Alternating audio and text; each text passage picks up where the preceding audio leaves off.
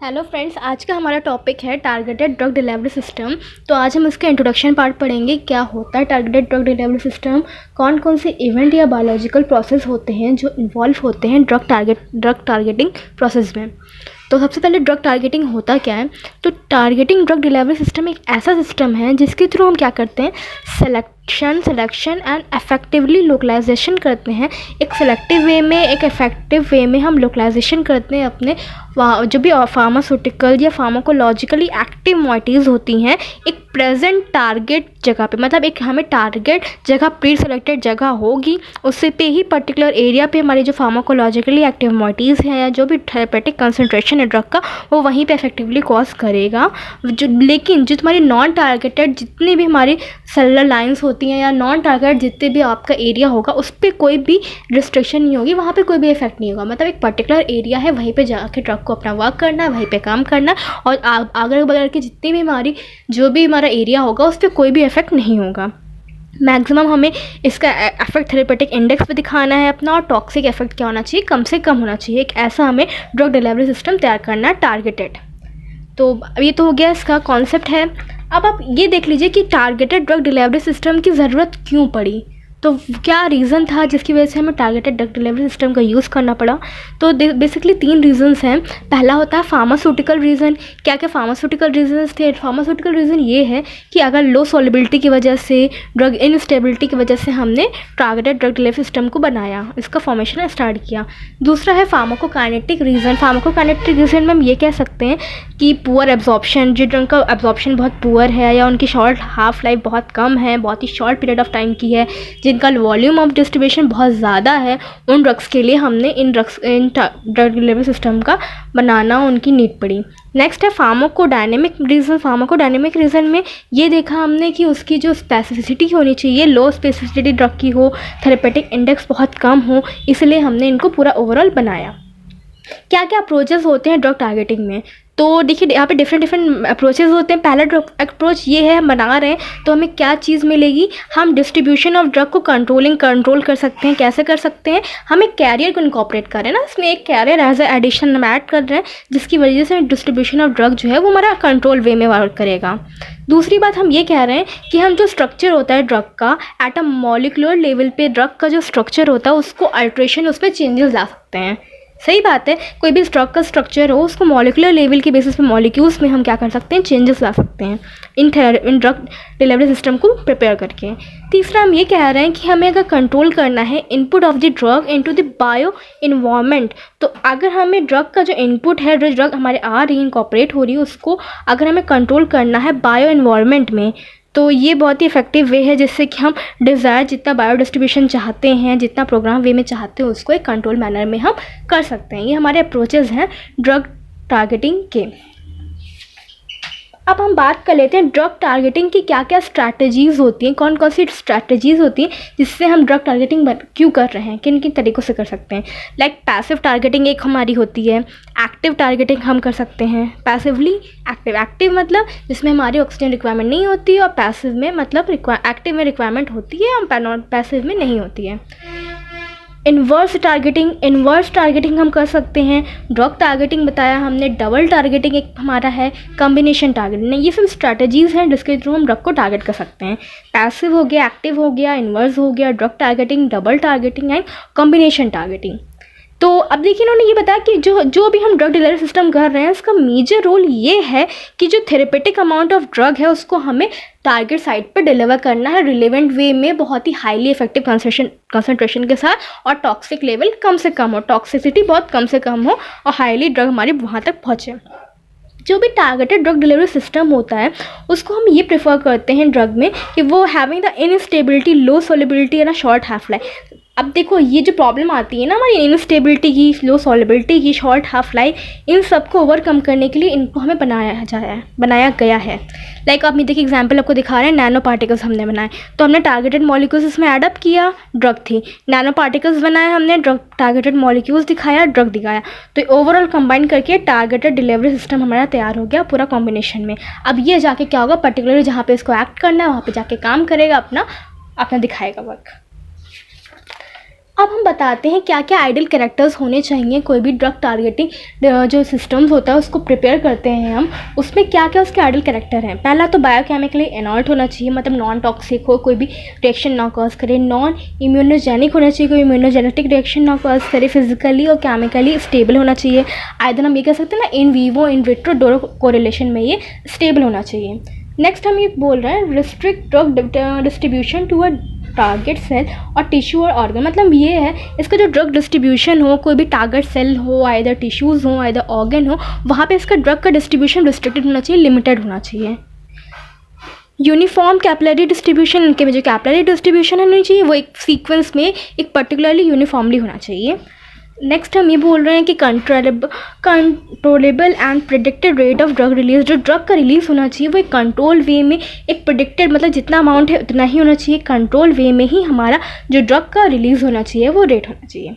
ये सब हमने बात की ना कि कैरेक्टर्स क्या होते, पूरा ओवरऑल इंट्रोडक्शन हमने बता दिया आपको टारगेटेड ड्रग डिलीवरी सिस्टम का।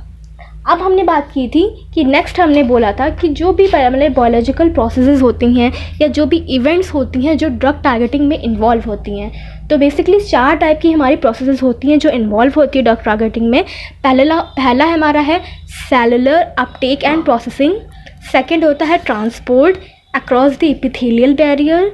Next one is extravasation. Extravasation के बाद fourth one is lymphatic uptake. Lymphatic uptake, ये 4 टाइप के हमारे जो भी प्रोसेसेस होती हैं जो इन्वॉल्व होती हैं ड्रग टारगेटिंग में। तो वन बाय वन हम डिस्कस करते हैं। पहला देखिए बताया था सेलुलर अपटेक एंड प्रोसेसिंग, तो इसमें ये कह रहा है कि इसमें हम करते क्या है, हम एडमिनिस्ट्रेशन मतलब ड्रग को इनटेक करते, लो मोलर मास की ड्रग हमें लेनी है, बहुत ही कम मोलर मास की ड्रग हमें लेनी है, उसको हमें एंटर कराना है इनटू और pass through the various cell by simple diffusion process. हमें जो भी अपनी ड्रग लेनी है, मोइटी लेनी है, वो उसका मोलर मास बहुत कम होना चाहिए, उसको हम एंटर कराते हैं या तो अंदर थ्रू या तो डिफरेंट सेल के थ्रू पास कराएंगे। एक सिंपल डिफ्यूज़न प्रोसेस के थ्रू हमें ड्रग मॉलिक्यूल्स को अंदर पास कराना है। ये जो भी टारगेटेड ड्रग डिलीवरी सिस्टम यह हमारा है, इसमें यूजुअली क्या होता है, मैक्रो मॉलिक्यूल्स जो होते हैं बड़े बड़े ये या assembles hence can not enter by such simple. अगर देखिए हमें टारगेटिंग में बड़े बड़े मॉलिक्यूल्स हैं, मैक्रो मॉलिक्यूल्स हैं, उसको अगर अंदर हमें असेंबल कराना है तो इसके थ्रू हम सिंपल डिफ्यूजन प्रोसेस के थ्रू नहीं कर सकते हैं। इसीलिए प्रोसेस होती है जैसे एंडोसाइटोसिस, उसका हम यूज़ करते हैं। एंडोसाइटोसिस में भी 2 है, एक फैगोसाइटोसिस एंड पिनोसाइटोसिस। तो देखिए दोनों हमने डायग्रामेटिकली आपको बताया। फैगो में ये हो रहा है कि ड्रग पार्टिकल्स था, ऑप्सोन्स उस पर आए, अपटेक हुआ, तो पोजॉइडल ड्रग्स हमारी तैयार हो गई, वो अंदर हमारी मेम्ब्रेन के अंदर जाएगी, वहाँ पे अंदर इनकेक होगी, मतलब उसकी वॉल पे देखिए डिस्ट्रक्शन हुआ, यहाँ पे गए, देन फैगोसोम्स बना लिया उसने अंदर जाके, ठीक है। आफ्टर दैट जो लाइसोसोम्स एंजाइम होते हैं वो उस पर एक्ट करेंगे तो फैगोलाइसोसोम्स बन गए, अब वो डाइजेशन करके आगे उसको पहुँचा देंगे। पिनोसाइटोसिस में अभी जो अपटेक कैसे हो रहा है ड्रग का, ये जो फ्लूइड पिनोसाइटोज था, एड्सॉर्प्शन पिनोसाइटोज, इसकी ओवरऑल प्रोसेस ये दिखा रहे हैं। ये तो एक्सोसाइटोसिस के थ्रू बाहर हमारे पार्टिकल्स निकल आएंगे, इसमें भी लाइसोसोमल एंजाइमेशन होगा। नेक्स्ट हम बात करते हैं, अगर हम कंपैरिजन दिखाते हैं फैगोसाइटोसिस पिनोसाइटोसिस का, तो एक universal phenomena is all of pinocytosis. देखिए अगर हम फैगोसाइटोसिस को कंपेयर करते हैं पिनोसाइटोसिस से, तो एक universal phenomena in all this cells, pinocytosis does not require an external stimulation. Pinocytosis को कोई भी बाहर से स्टिमुलेशन की ज़रूरत नहीं है। पिनोसाइटोसिस हमारे 2 टाइप के होते हैं, पहला होता है फ्लूइड फेज पिनोसाइटोसिस, दूसरा होता है एड्सॉर्प्टिव पिनोसाइटोसिस। ये 2 टाइप के हमारे पिनोसाइटोसिस प्रोसेस होती हैं। तो पहला तो हमने देखिए आपको बताया सेलुलर अपटेक एंड प्रोसेसिंग की बात की गई। Second one is a transport across the epithelial barrier. तो इसमें क्या होता है, transport across the epithelial barrier के थ्रू कैसे ट्रांसपोर्टेशन होता है, इसमें हम ये कह रहे हैं ना oral, buccal, nasal, vaginal. Oral मतलब माउथ के थ्रू, बक्कल कैविटी के थ्रू, नेजल आइदर वेजाइनल या रेक्टल कैविटी, इन सब के थ्रू जो इनकी लाइनिंग्स होती हैं उस पर लेयर बाय लेयर होती हैं, एपिथेलियल सेल्स की लेयर होती हैं। तो इन लेयर के थ्रू हमारा क्या होता है, जो ड्रग पार्टिकल्स हैं उनका आपका ट्रांसपोर्टेशन होगा।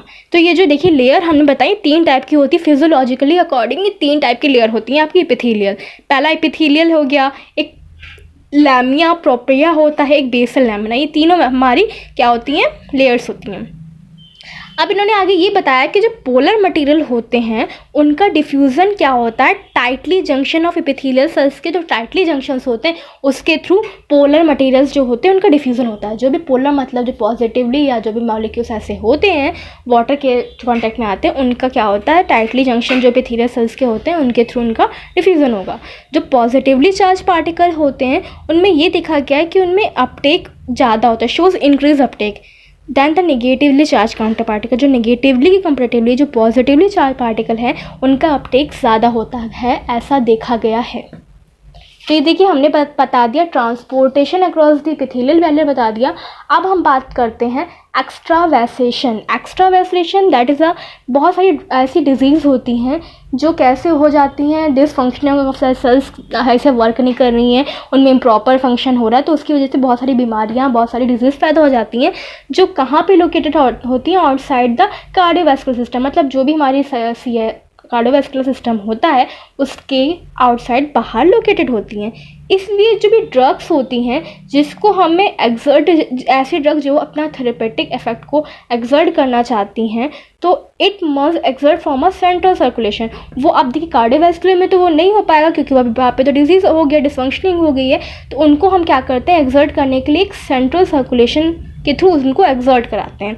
तो यही प्रोसेस जिसके थ्रू ऑफ ट्रांसवैस्कुलर एक्सचेंज, मतलब ऐसी प्रोसेस जो ट्रांसवैस्कुलरली एक्सचेंज हमारा होता है, इसी को ही हम एक्स्ट्रावेसेशन बोलते हैं। और जो कि ब्लड कैपिलरीज होती हैं, ब्लड कैपिलरीज की वॉल होती है उसके थ्रू उनका गवर्न होती हैं।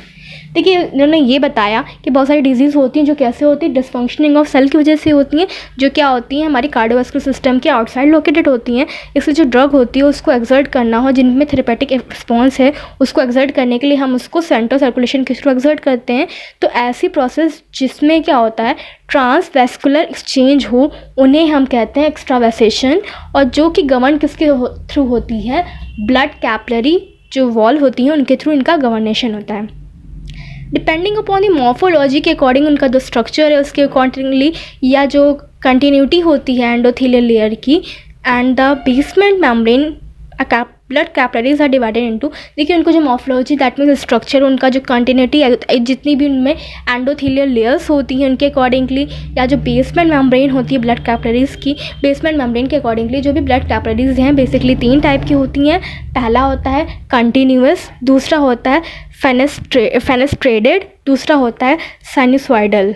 3 टाइप की हमारी ब्लड कैपिलरीज होती हैं जिसमें इन्होंने डिवाइड किया है।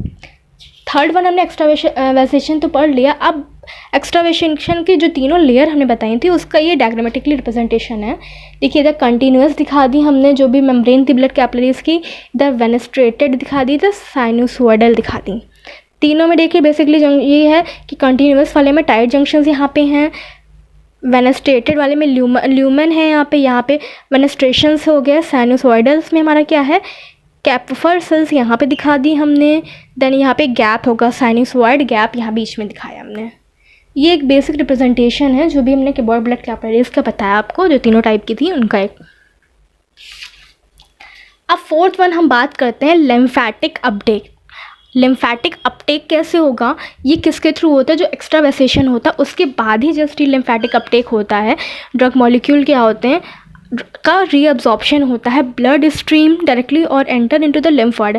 देखिए जो भी एक्स्ट्रावेसेशन की ब्लड कैपिलरीज के थ्रू जो भी पार्टिकल्स आए, ड्रग पार्टिकल्स आए, वो क्या होंगे, उनका रीअब्जॉर्प्शन तो हो गया ब्लड स्ट्रीम में, वो क्या करेंगे डायरेक्टली इंटर करते हैं लिम्फेटिक सिस्टम में, लिम्फ के सिस्टम में डायरेक्टली इंटर करते हैं and return with the lymph to the. अब वो वापसी में क्या करेंगे, लिम्फ के साथ में ब्लड सर्कुलेशन के अंदर पूरा रिटर्न आउट करेंगे। तो इन्होंने देखिए डायग्रामेटिकली दिखा रहे हैं। देखिए ये ब्लड फ्लो था हमारा, लूप ऑफ कैपिलरी इधर दिखा दी हमने, ब्लड फ्लो है। एक्स्ट्रावेसेशन हो रहा है यहाँ पे, होने के बाद क्या हुआ, pathway followed by the macromolecules का पाथवे फॉलो किया। देन यहाँ पे ये हम दिखा रहे हैं movement of lymphatic fluid, lymphatic fluid का मूवमेंट दिखा रहे हैं, लिम्फेटिक वेसल्स दिखा लिए। ये देखिए आगे हमारा पूरा, अब ये फिर से देखिए यहाँ पे रिटर्न हो जाएगा। हमने बताया था ना अभी कि रिटर्न हो जाता है लिम्फ टू जब ब्लड कैपिलरीज, जो लिम्फ होगा उससे फिर से हमारा जो भी मैक्रोमोलिक्यूल जो भी बचे वो फिर से ब्लड कैपिलरीज में सर्कुलेशन में रिटर्न आउट हो जाएंगे। तो वही ये दिखा रहे हैं, स्मॉल मॉलिक्यूल जो भी था वाटर दैट वो पूरा रिटर्न हो गया। ये हो गया लिम्फेटिक अपटेक। तो फ्रेंड्स आज के लिए इतना ही। अगर आपको ये वीडियो अच्छी लगी हो तो इसे लाइक करिएगा, अपने फ्रेंड्स के साथ शेयर करिएगा।